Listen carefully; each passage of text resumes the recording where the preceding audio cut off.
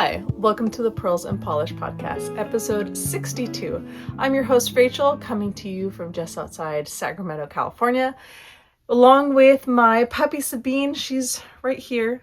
She's our 1-year-old schnoodle puppy, and I think she's finding a spot to curl up and take a nap. We'll see what she's up to. But if you're a new viewer, welcome. If you're a returning viewer, welcome back. This is my little corner of the internet where I talk about knitting and crochet and crafting and planners and anything else that I'm up to. So grab something to drink, something to snack on, maybe something to work on, and let's get started. Of course, anytime I mention a designer, dyer, maker, anyone in this episode, I will link them down below in the description with either their website or Ravelry links or Etsy pages. So make sure you check those out and support those other makers. Let's go. What do we have first? Finished objects. I don't have any. I have kind of some longer term projects and some newer projects. So probably no FOs in the semi near future, but that's okay because I've got a lot of things that I'm working on. So we're going to jump right into works in progress. So my first work in project are my socks from a sock set I got from Gabs of Slip Sip Sis, and they've got a YouTube channel and there's an Etsy page. But here's my first sock. So a couple episodes ago, I talked about wanting to do helical socks with this 50-50 set. So it was 50 grams of this really light color and 50 grams of this speckle color. Really quick about the lighting. It is raining today in California. So I'm in my kids' room as usual, but I have the overhead light on. So colors probably won't be, the dog is bumping things. Colors probably won't be all that true. I'm sorry. We're going to do the best we can. But this is like a really light aqua. And then this is, other way. Kind of has that same undertone, but with some speckles. So I wanted to helical knit those and they were just blending too much. So I'm going to do mirror socks. So I use that light aqua for cuff, heel. I'm going to use it for the toe, and I use the speckle for the body. And then I'm going to do the exact same opposite for the second sock. So we're just moving right along. I've already got 10, 20, 30, 40 rows into the foot. My foot is usually between 70 and 80 rows. So I should be able to get this done probably this week. I think this is going to be my kind of on the go knitting. So Taekwondo classes, Bible studies, webinars that I have to do this week. I'm going to be working on this. So vanilla socks, not a ton to it. But for stuff where I'm observing like Taekwondo lessons, this is really great because I don't have to think super hard. I just let my fingers knit and I can watch whatever it is I'm watching. So there is that first one. Next is my sweater. So I showed this to you guys last week.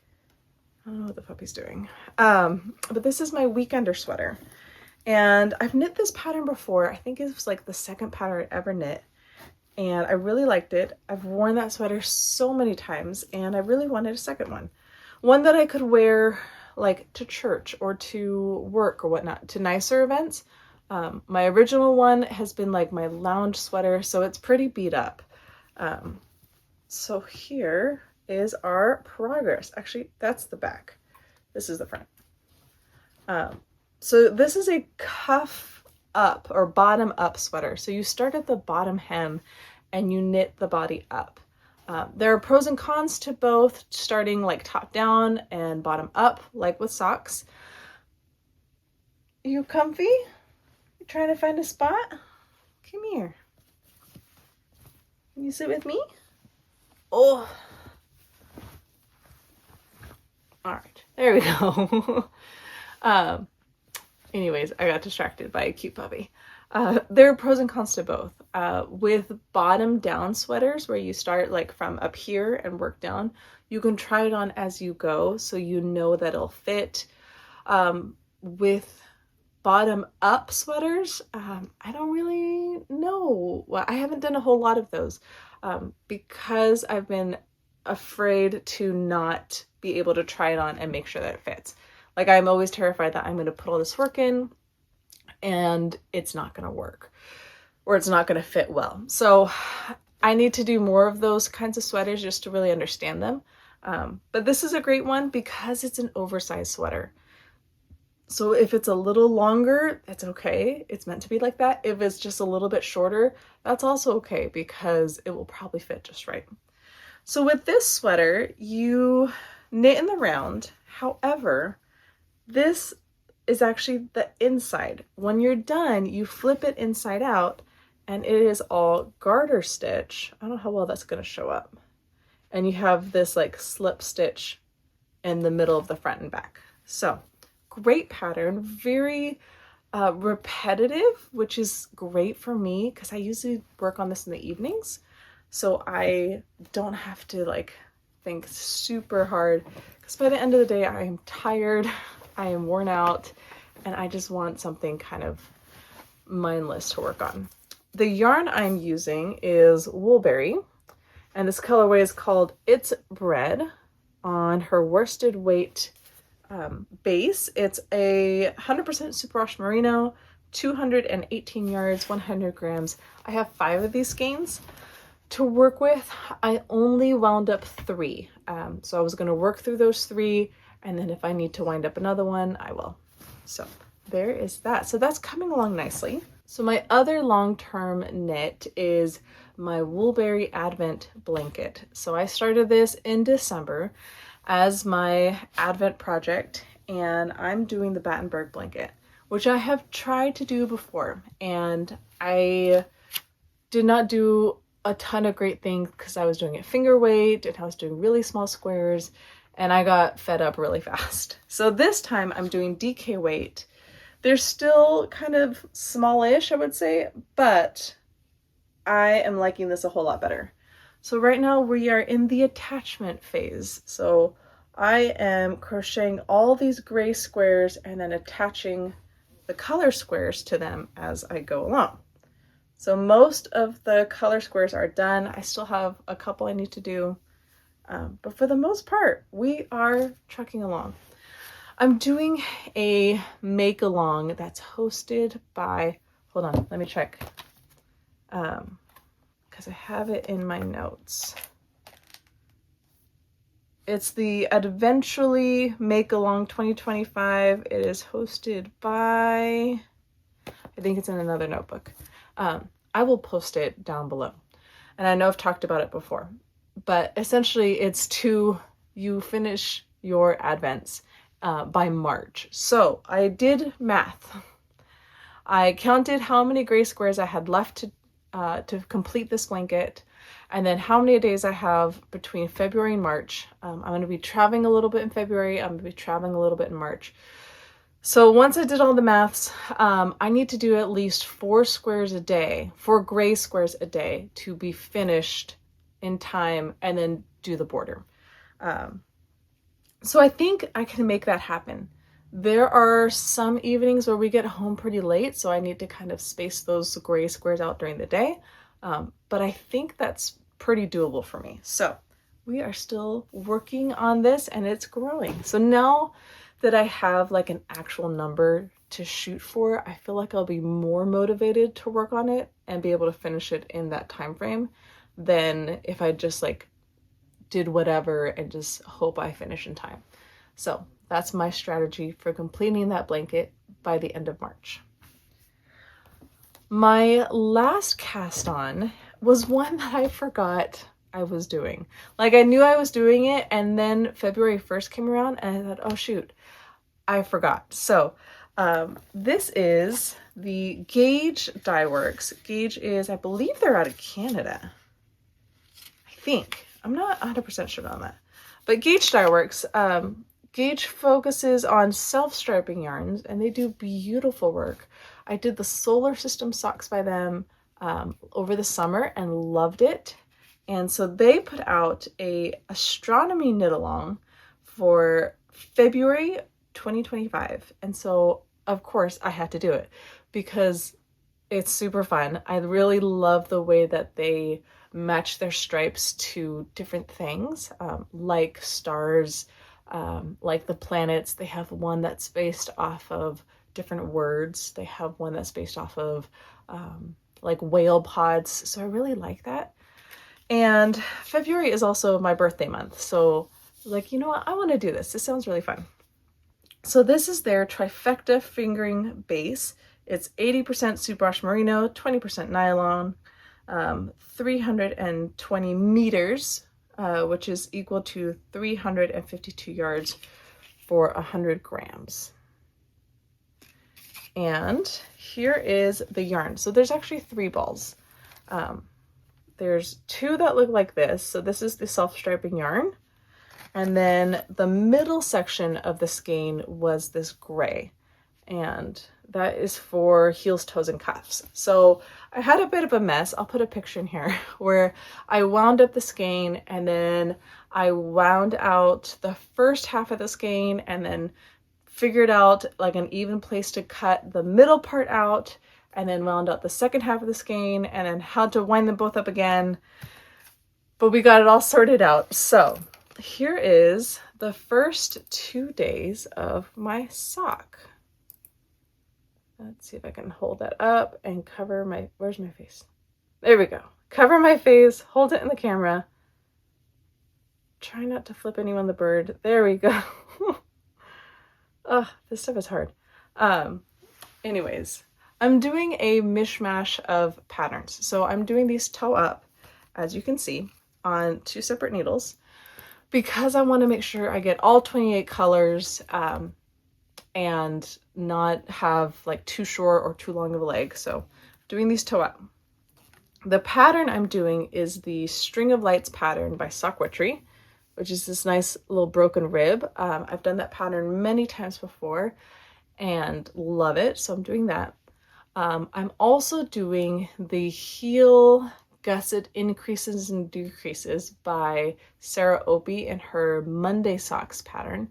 It's one of my favorite kind of ways to increase and decrease a gusset while having a short row heel. So I use it a lot for self-striping yarns. And then of course the short row heel is the Fish Lips Kiss heel by Patty Joy White. So kind of Franken socks a little bit where I'm just kind of picking and pulling the things that I like best and then putting them all together, which, if we're being honest, that's one of the best things about being a knitter is you get to decide what you like and then make it your own. So really excited for these. The whole kind of gist of this knit along is you knit 1 stripe a day through all 28 days of February, and all the color stripes have to do with some astro event in the sky. So if I remember correctly, the green is, I'll show you the back. It is when the moon and Venus were like touching or really close to each other. I don't really follow stars anymore. I took an astro class in college and barely passed by the skin of my teeth. So I don't remember the details, but it's all on their website. It's all going to be on their Instagram page, so go check that out. Let's move into January stats. I tracked my yarn in and yarn out for 2024, and I really enjoyed that in knowing kind of what was I working on? How many skeins of yarn did I actually go through? How many came in? How many went out? Did I finish my year with less than what I started? I did. Yay. So I wanted to track that again this year. I'm doing it a little bit different. I'm only just tracking what my end number is. So skeins come in, skeins come out, but I just want to know, what did I finish the month with? So I started 2025 with 96 skeins in my stash. 96 skeins. I finished January with 91. So in my planner, I have a page that is the whole year in, a 2-page spread. And so here is, wrong side. Right here is January. And so I marked how long it took me to work on certain projects. And down here at the bottom is my finishing number, so 91. So I'm going to do that for the whole year. The nice thing about this is there's only 4 lines per kind of section, which also really makes it so that I limit myself to 4 projects at a time. So as you can see here, I have 4 projects. I have my Advent blanket, I have my Astro socks, I have my 50/50 socks, and my sweater. I have yet to receive my Freckled Whimsy Yarn Club Yarn of the Month. I think that comes in Monday or Tuesday, so it's almost here, very close to the first of the month. But I'm not going to start those until I finish one of these projects because I don't have room on my tracker for more than 4 projects. So that's kind of good for me in that it keeps me accountable to not casting on all the things and then getting overwhelmed. So planner update. Let's chat about knitting planners. I love having a planner for my knits and my crafts. It keeps me accountable. It keeps me on track. It helps me see what I'm working on, what's in my stash. I really enjoy it. I did it last year and learned a ton, and it was just so helpful for me. And so I did it again this year, and I started the year with this book. This is the Hobonichi Cousin. So it is a weekly planner, monthly, weekly, and daily planner. And I really wanted to love this book. I wanted to love it so bad. However, it wasn't quite working for me. The monthly pages, I will show you that, is where I was tracking kind of what I was grateful for. And that was great. That worked really well. The weekly pages were, let me find a page.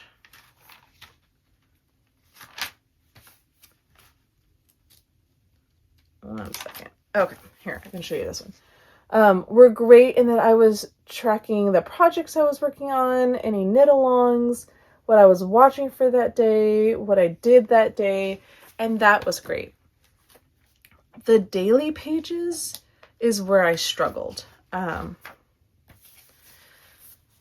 So I had kind of decided that I was going to do this one. This section was going to be part of the Bible that I was transcribing for the day. So that kind of gave me some structure as far as I only have this much space to fill, which worked great. This kind of box right here was going to be my daily journaling. And then this section down here was going to be creative writing. And I realized that it was too much. It was expecting too much of me as far as like daily writing. And so as I got into the month of January, I would do like my Bible writing for the day, and I would write something down as a journal, and then I wouldn't create a write at all. And so that became discouraging and frustrating, and I just realized I am asking too much of myself all at once. And so I thought about changing to a different book or just continuing on with the book that I had. And Julie of Julie Plans, she is a planning and stationery content maker here on YouTube and on Instagram. She posted on, I think it was Instagram, that she was switching books because she felt like it. And that's what she wanted to do. And that was kind of that push I needed to say, this isn't working, and that is okay. And I need to move to something that is working. So I went back to Sterling Ink, which is the brand that I used last year for that planner. And I really liked the brand. I liked the paper. I liked the style. And so I went back to that brand.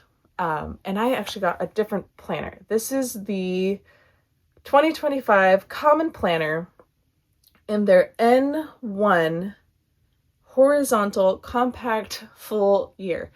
So what does that all mean? The Common Planner is just what they call their planners. All the planners are common planners.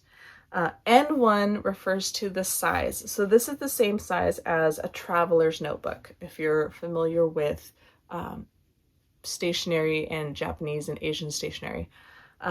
Traveler's notebook has this whole idea where you have this leather cover and then these elastic bands on inside, and you can put whatever inserts you want and make it customizable for travelers as you go around the world.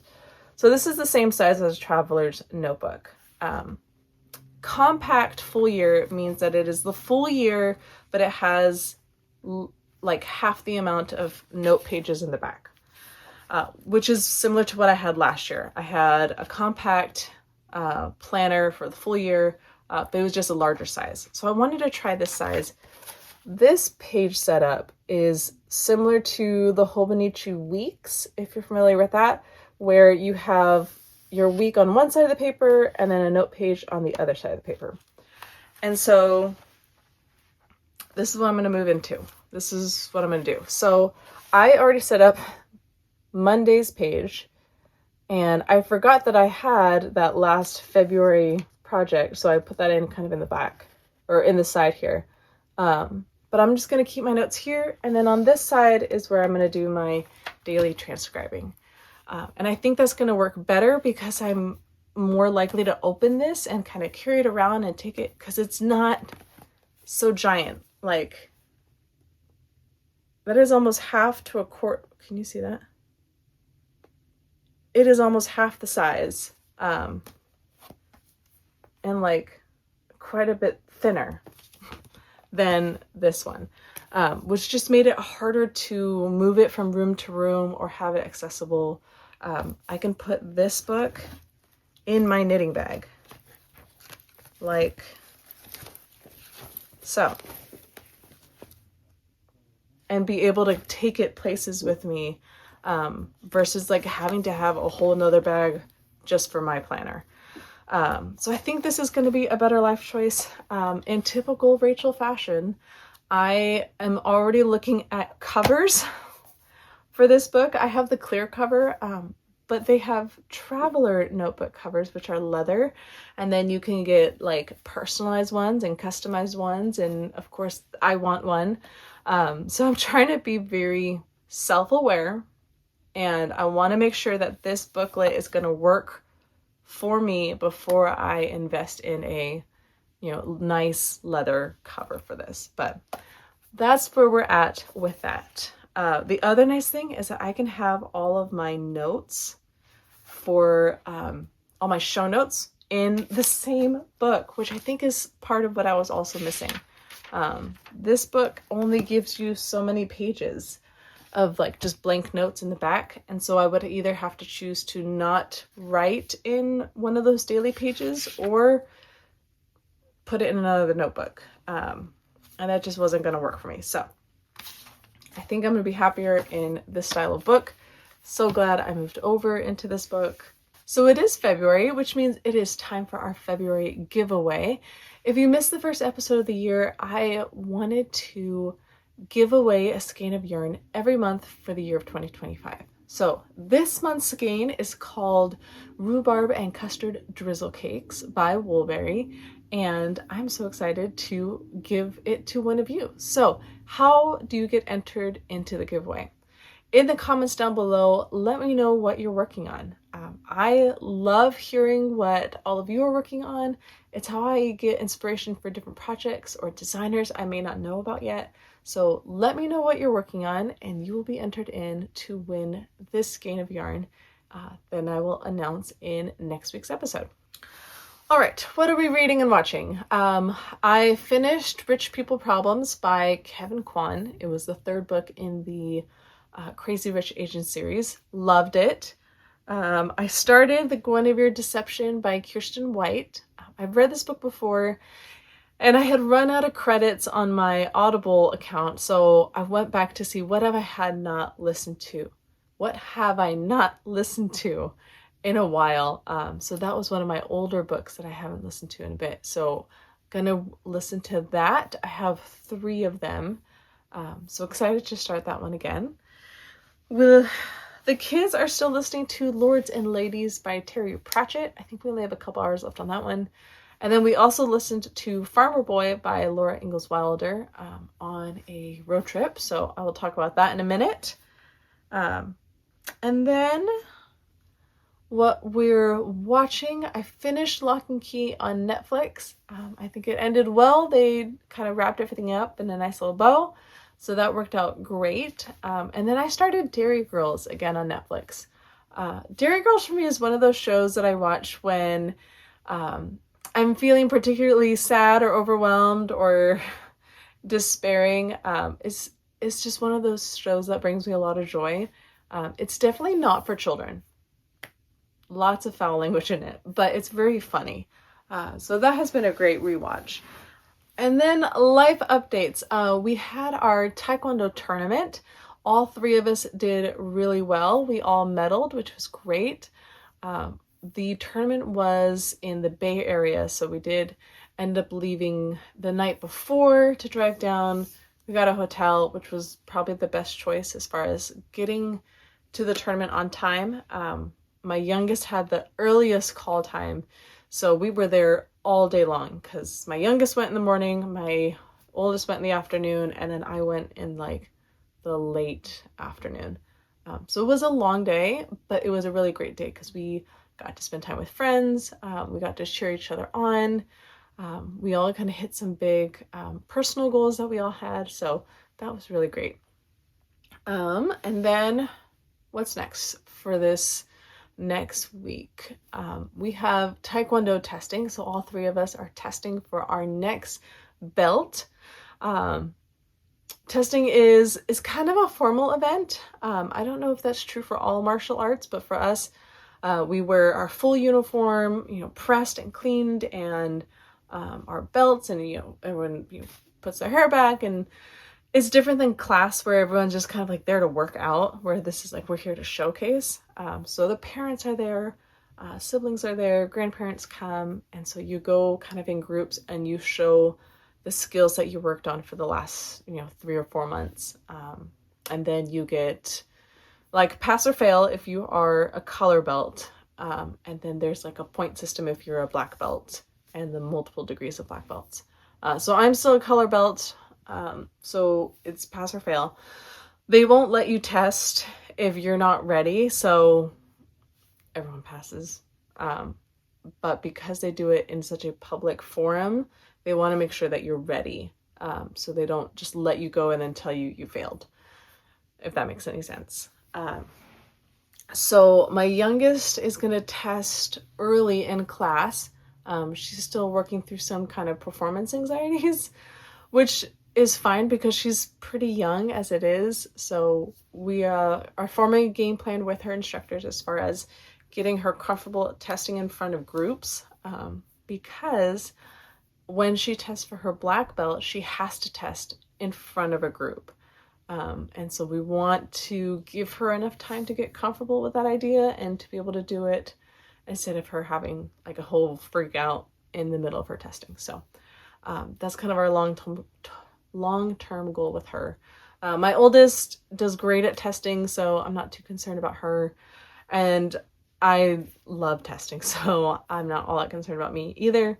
We both will test on the same night, which would be nice. So that is that. So part of our testing requirements for this kind of term, I guess, for lack of a better word, was that my class had to do a 5-station board break.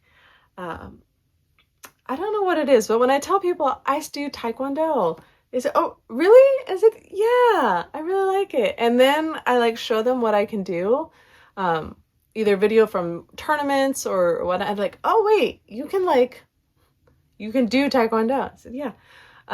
So anyways, we had to do a 5-station board break. So we had to do a kick, we had to do a Superman punch, so you jump in the air and punch. We had to do 2 elbow strikes and then a knee.